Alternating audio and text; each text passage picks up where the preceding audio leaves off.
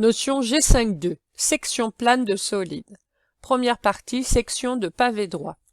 Donc dans les exercices, on peut vous demander de construire en vraie grandeur les sections de certains solides.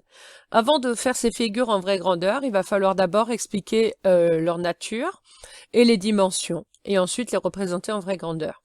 Donc les définitions qui vont suivre, il faut les connaître par cœur pour avoir une idée de ce à quoi ça correspond. Donc dans le pavé droit, on peut faire des sections de deux manières différentes. Donc première définition, la section d'un parallélépipède rectangle par un plan parallèle à l'une de ses faces est un rectangle de même dimension que cette face. Même dimension, ça veut dire même longueur et même largeur, puisque dans le rectangle, on a ces deux dimensions-là. Exemple, la section du pavé par un plan parallèle à la face ADHE est... Donc j'ai mon pavé droit qui est dessiné là. Donc on va faire la section par un plan parallèle à la face qui est représentée en vert. Donc le plan il est représenté en bleu ici. On va obtenir la section IJKL. Sa nature c'est que c'est un rectangle, donc on code ici les quatre angles droits. Et ce qu'on peut dire également d'après la définition, c'est que ce rectangle IJKL a les mêmes dimensions qu'ADHE. Ça veut dire même longueur et même largeur. Donc on le met, est le rectangle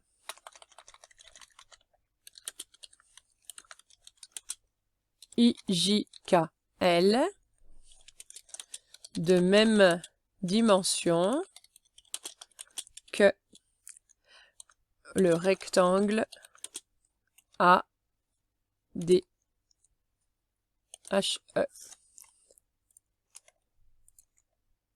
Voilà.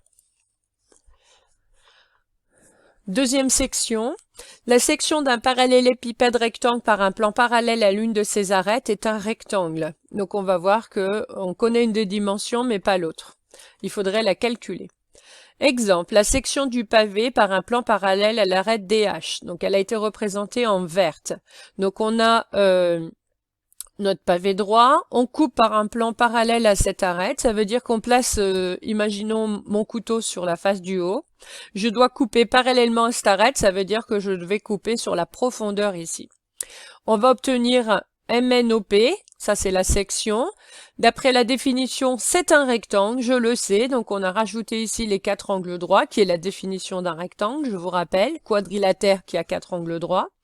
Dans ce rectangle-là, au niveau de ses dimensions, la longueur c'est MN. Il faudrait la calculer si je veux représenter en vraie grandeur. Donc pour cela, il faudrait vous rajouter d'autres enseignements. Et le plus souvent, ça serait le théorème de Pythagore qu'on peut utiliser sur la face du haut ou la face du bas. Donc là, pour l'instant, sur cet exemple-là, il manque des dimensions. Ensuite, la largeur de mon rectangle MNOP, ici, eh ben, je la connais, puisque cette longueur-là, c'est la même que l'arête, DH. Donc on le met, est le rectangle MNOP tel que MP égale DH. Donc là je connais la largeur, faudrait que je calcule la longueur. Et parfois ça peut être l'inverse. Deuxième partie, section de cylindre. Donc là aussi on va pouvoir couper de deux manières différentes. Donc j'ai choisi ici de me placer par rapport à aux bases.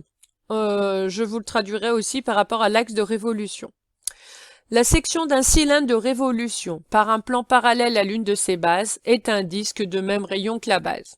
Donc je rappelle, on ne dit pas de la même taille. Pour le disque, les dimensions, il n'y en a qu'une, c'est le rayon. Donc on dit de même rayon.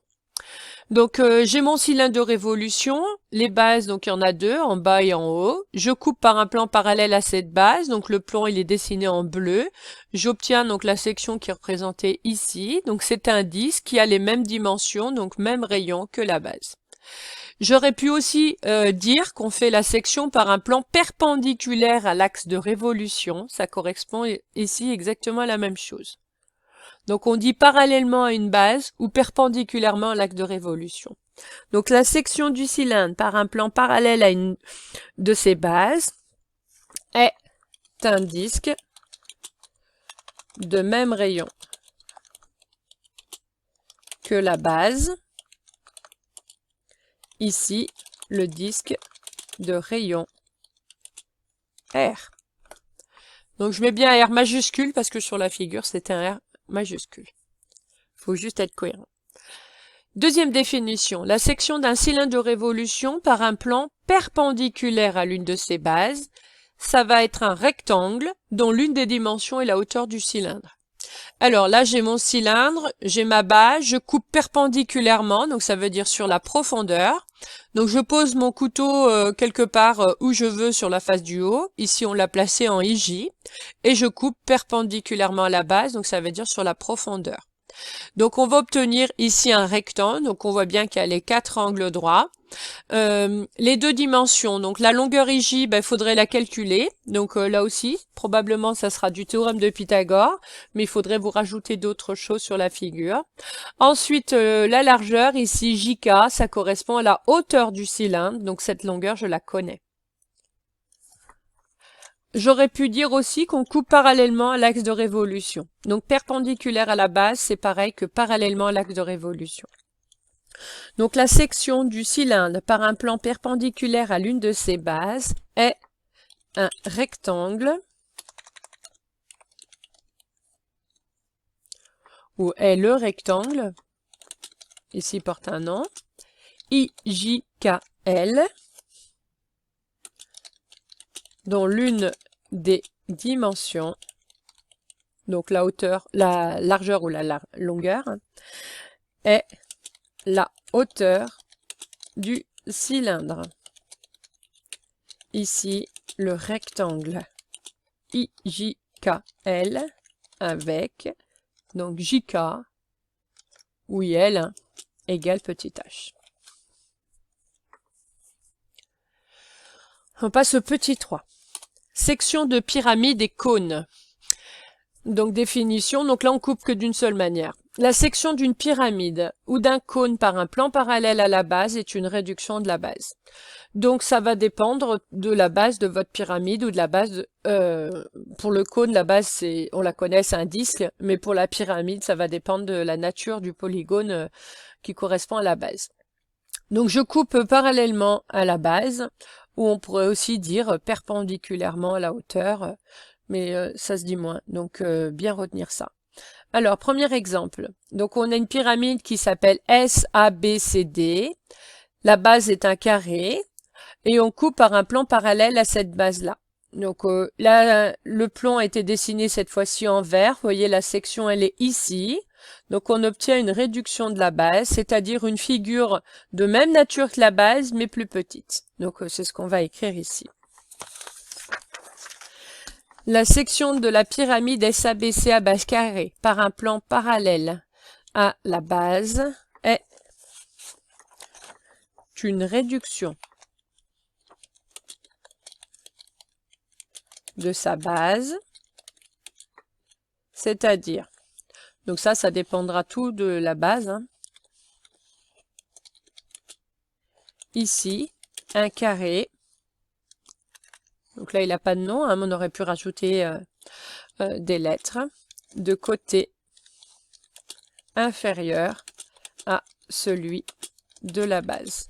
Puisque c'est une réduction, forcément, le côté est plus petit. Deuxième exemple avec le cône, donc on a la même définition. Donc la section du cône par un plan parallèle à la base est une réduction de sa base. Je corrige, c'est mieux. C'est-à-dire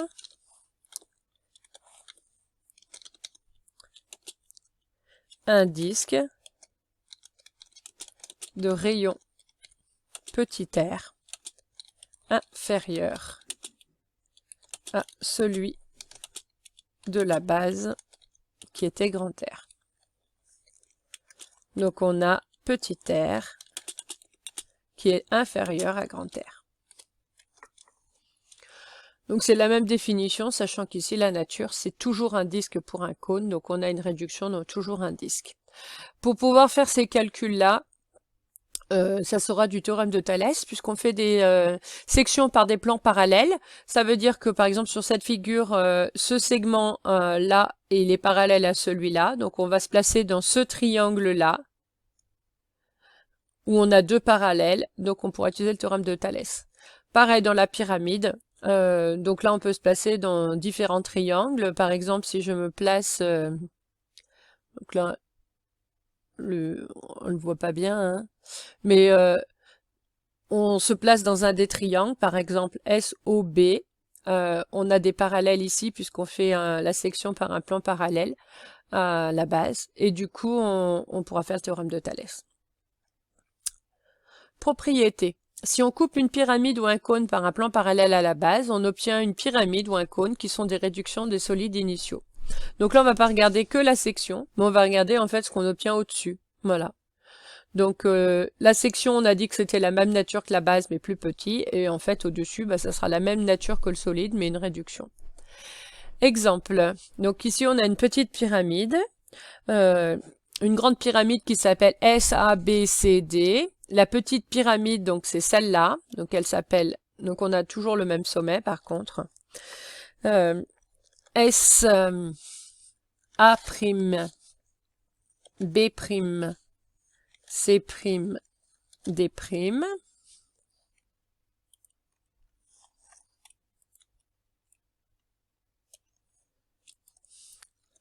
est une réduction de la grande pyramide. Le rapport de la réduction. Alors, le rapport de la réduction, donc on peut le calculer. Donc, c'est une longueur de la petite pyramide par rapport à la longueur qui lui correspond dans la grande pyramide. Donc là, comme on a beaucoup de lettres, on peut le calculer de plein de manières différentes. Premièrement, si je prends cette arête SA' de la petite pyramide, elle correspond à l'arête SA de la grande pyramide. Donc, on aurait SA' sur SA. Ça, c'est la première manière qu'on peut le faire. On peut le faire avec le B, le C et le D. Donc on a SB' sur SB.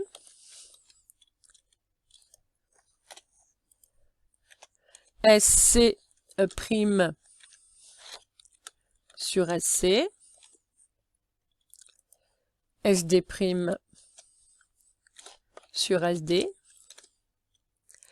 Et on peut l'avoir aussi avec la hauteur. SH' sur SH. Et si j'utilise en fait le théorème de Thalès, vous voyez, si je me place par exemple dans le triangle SAB, ici, donc comme c'est une réduction, on a fait une section par un plan parallèle à la base, on a A'B' qui est parallèle à AB. Donc on a SA' sur SA égale SB sur SB. On aurait aussi A'B' sur AB. On aurait partout sur les côtés aussi. Exemple 2. Donc là, on est dans un cône. Donc, un cône, c'est plus difficile de lui donner un nom, hein. Donc, le petit cône, c'est une réduction du grand cône.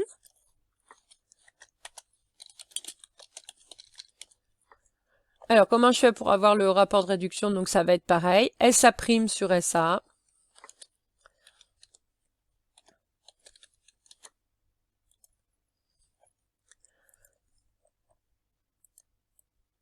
C'est mieux avec une majuscule.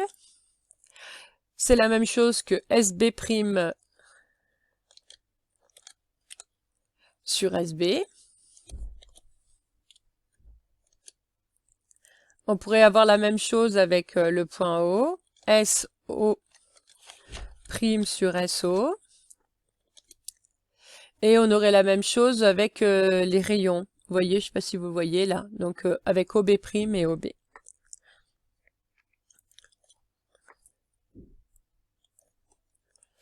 Alors, c'est O'B' sur OB.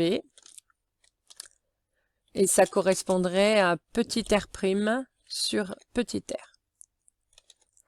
Voilà. Donc ici, on est dans ce triangle-là. On fait une section par un plan parallèle.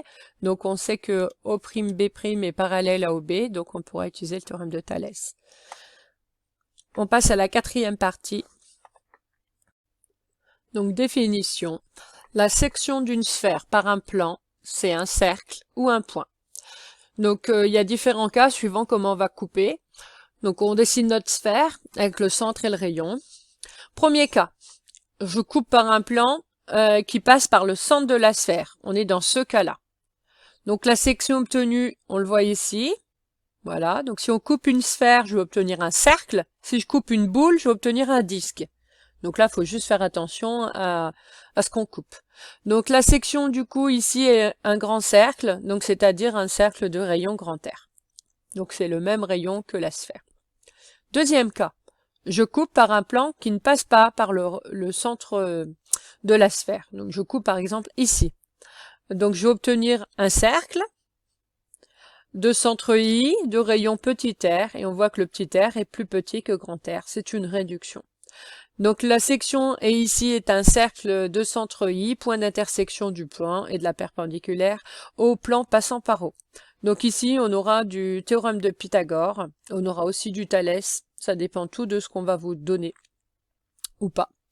Si je me place ici, donc dans ce triangle-là et que je rajoute un point, par exemple le point M ici, il faudra faire très attention à une chose. C'est que la longueur... alors non, je vais me placer là, dans ce triangle-là. IOM, vous voyez. La longueur OM, on pourrait croire qu'on la connaît pas.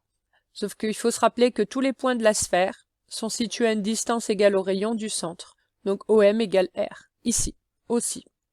Donc ça, il faudra bien s'en rappeler. Comme je coupe par un plan perpendiculaire ici à IO, donc on aura un angle droit, donc on a un triangle rectangle. Si on me donne la longueur IO, la longueur OM, je la connais puisque c'est le rayon, et on pourra trouver le rayon, la longueur IM en faisant le théorème de Pythagore. Le dernier cas, bon c'est un cas extrême, hein. Si je coupe par un plan tangent, en fait ça veut dire qu'il touche en un point. Bah du coup la section c'est un cercle réduit au maximum puisqu'il n'y a plus qu'un point. Voilà, donc la seule chose où il y a des calculs à faire, ça sera le deuxième cas. Voilà, la notion est terminée.